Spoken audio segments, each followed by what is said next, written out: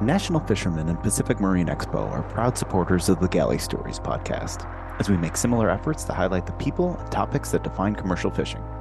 You can see what that looks like in print and online all year long, as well as every November in Seattle, when this community comes together at PME. Check out nationalfisherman.com and pacificmarineexpo.com to learn more. Hello guys, welcome to another installment of Galley Stories, stories of the Bering Sea and beyond. I am your host, Mark Kaler. And today we have Captain Earl Mitchell from the M&M. Captain, how are you today? Doing good, Mark. Thank you. Yeah, thanks for taking the time. We are still once again here at the Pacific Marine Expo put on by National Fishermen. And we thank them again for the space that we're allotted to record in. And Earl, thanks for taking the time to do this. Yeah, no worries, mate. So, Earl, where were you born and what was your introduction into commercial fishing? Well, I was born in Washington in 1965, right here in Ballard. I grew up on Vashon Island and grew up in Ballard. And pretty much when you grow up in Ballard, you go fishing. It's kind of the way it was. So what was your first introduction? What was you? So I grew up fishing out of Astoria on a 70-foot tuna boat with my dad. See, we're missing something. We went from Ballard to Astoria. Well, okay, we fished out of Astoria, but we kept the boat here in Ballard. Got you. Yeah, okay. Yeah, summertime stuff. And then from there, longline in, Dungey fish on the coast, and just different things. How old were you on that first trip? 6. Okay. Well, how old were you on your first trip paid? Oh, I don't know. Maybe 14 or 15, you know? Okay. I mean, it was the whole family was on the boat. Mom, Dad, me, my brother, my sister, and it's just something you did in the summertime. Like, just that was what you did? That's where you went tuna fishing. As soon as the tuna hit the coast, off you went. So let's talk about that experience. What was your job on the boat? Well, you know, I was just a little kid, but I was a pretty good engineer. And as a matter of fact, back in the old day, we had these old iron mic autopilots. And one day the chain, just a regular link chain like on a bike, broke. And my mom steered the boat by hand for days, you know, while we were pulling fish. And one day I sat down on the hatch with all these broken pieces of chain. In 20 minutes, I had it all fixed and put back together. How old were you at this point? I was about 8. 8 years old. I was about 8. Little engineer. So, little engineer that could. Yeah. So my mom and dad were like, shit, he knows how to fix, you know, I mean, it just piecing it together. For some reason, I could see what pieces needed to be put together, and my dad couldn't. Had a mechanical mind? I do. Yep. Yeah, I did. Okay. Sort of do. And how long did you do that with your family? I mean, So we did that till about, I was about 11 or 12, and then my dad lost the boat sank. Oh. We had all come home for fall to go to school, and he was offshore about 200 miles, and the boat sank. Oh, wow. Yeah. So he was on the boat? Him and my uncle were on the boat. So can you tell me what happened? He doesn't know. We had just had the boat in the Tacoma shipyard, had the whole thing recorked. It was a wooden boat. Had the whole thing gone through and recorked the winter before. They were offshore drifting. He heard the generator shut down, and they were in the bunk.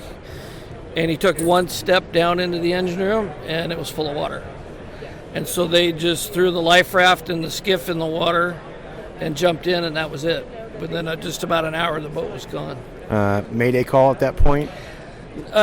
Back then, we didn't really have good VHFs, you know. A lot of it was the tube-style stuff, but I don't actually remember if he got a Mayday off, but I know he got like a call on the VHF off. Okay, so 200 miles offshore. How long were they in the water? They were in the skiff for about 3 days. Wow. Yeah. Okay, so nowadays most survival kits, right, have food, have water, fishing hooks, flares. Yeah. Did they have any of that? No. My dad had a pair of socks, a pants, and a T-shirt on, and I think my cousin managed to get his shoes on. That was really, they had some water, I think, but that was it. Okay. That was it. So, you know. All right. So that you were, how old were you then? I think I was about 10 or 12 when the boat sank. Okay. So how did you progress in your fishing career when the? Well, fishing with family or fishing, it's still fishing. Sure. So, me, I fished. I worked all through high school on different boats. I worked with another friend of mine's family that had a tuna boat and a blacktop boat, and a halibut boat. And then, it was get out of school and go fishing. Okay. And you did that all through high school?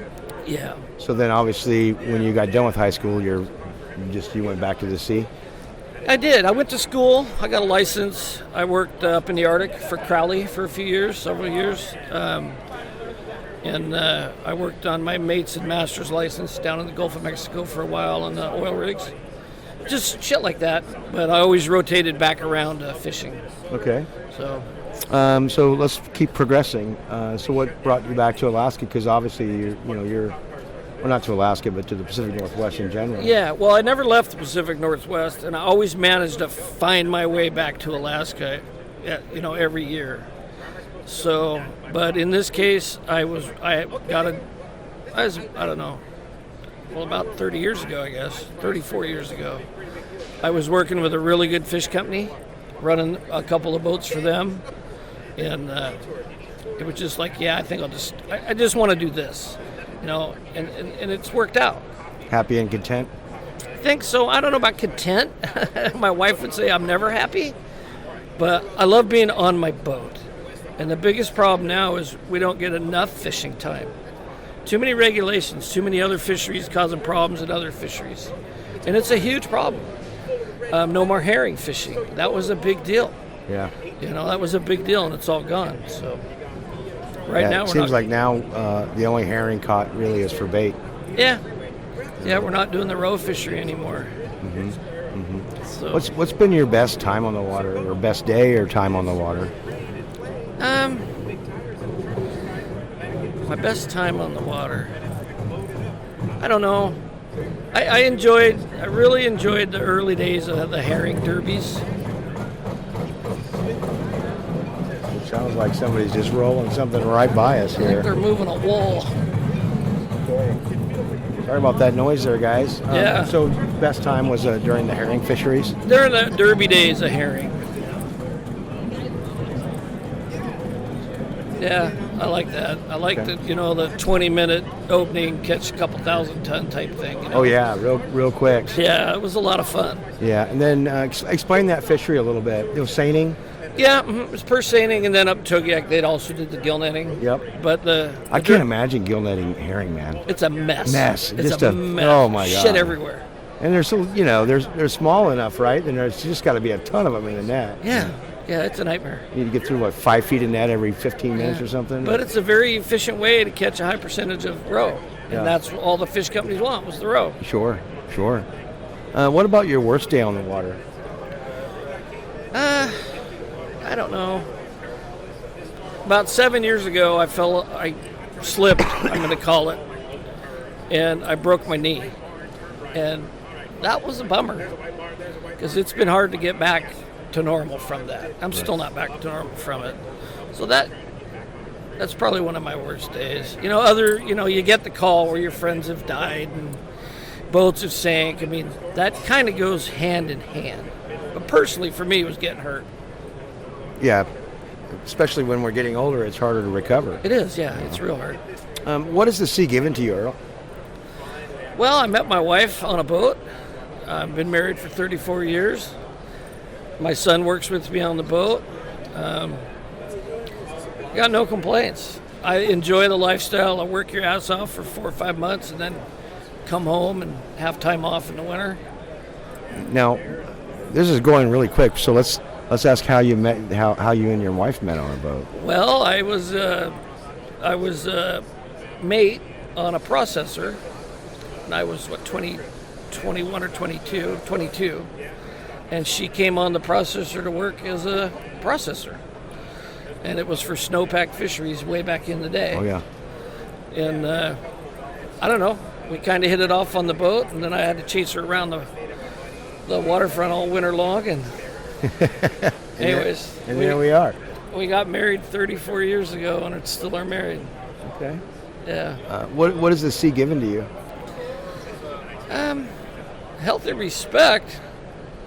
A healthy respect for the weather. It's given me a beautiful home, good kids, beautiful boat. I have a nice boat.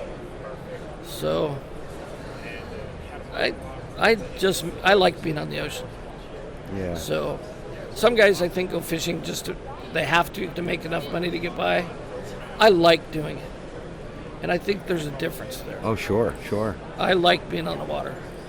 And apparently your son likes to be on the water as well. So my son and my brother have been with me my brother's been with me for about 25 years. Okay. And then obviously my son's been with me for, well, I put him on deck driving crane when he was 14. Okay. And I have this saying, I'm not going to let school get in the way of his education. My wife agreed. The shit they teach him in school nowadays isn't any good. So put him on the boat. He's now a full-fledged machinist. 4 years of college, graduated college at 19 years old with a machining degree. I think we did okay. Yeah. What is the sea taking away? Well, obviously the obvious answer that me and everybody else would say, friends. Friends. You lose a lot of friends. But that being said, you make a lot of friends. And in this business, generally the people are pretty damn nice. Yeah. And they're hard workers, and they'll do anything to help you if you need it. Yeah. So along with losing close friends, I lost my best friend here about 8 or 9 years ago. And To the sea? he had a heart attack on his boat. Okay. So not to the sea, but he just had a heart attack. He was 45. Just laid down to take a nap, never got up. So shit happens. Yeah. Do you have any advice for folks looking to get into our industry? Well, we need young people. Oh boy. We need them. We need kids to come along, and if you're a young person and you get a job on a boat, pay attention. You can even bring some of those skills that you've already attained: welding, machining, absolutely. Just about any trade. Even a carpenter. Absolutely. I mean, any of these, a fiberglass. Absolutely. Any skill set you have, there's some boat somewhere that will be able to use it. That will want to use it. That's correct. Right. I mean, I thought I was good at fixing things on the boat, and my son got out of machine school.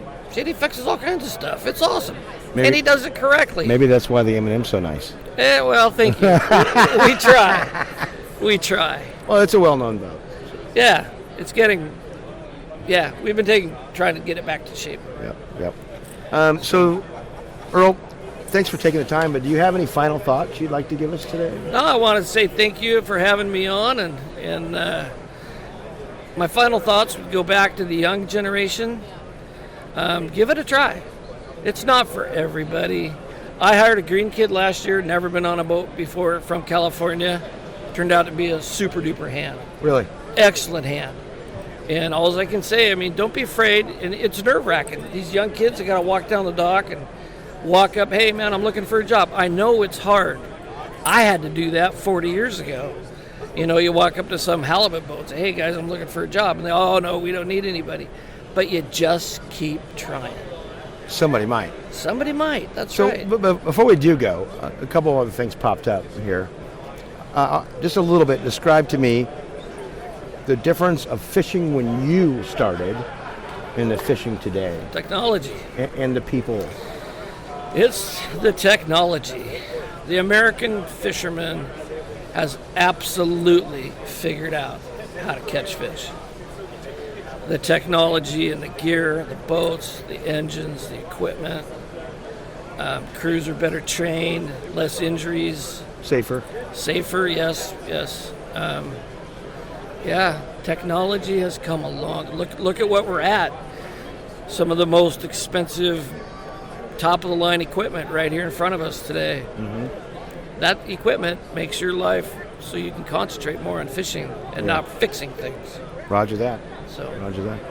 Okay, Earl, thanks for taking the time. Right on. And all right, guys, thanks again. And remember, we got that gear store is up. It'll be attached to the link of this podcast. And we will see you next time. Thanks for listening to Galley Stories. We hope you like what the net brought in. Please leave us a review on iTunes. Whether you like it or not, we're not fishing for compliments. Look us up on Facebook and Twitter too. and reach out to us at galleystories@gmail.com.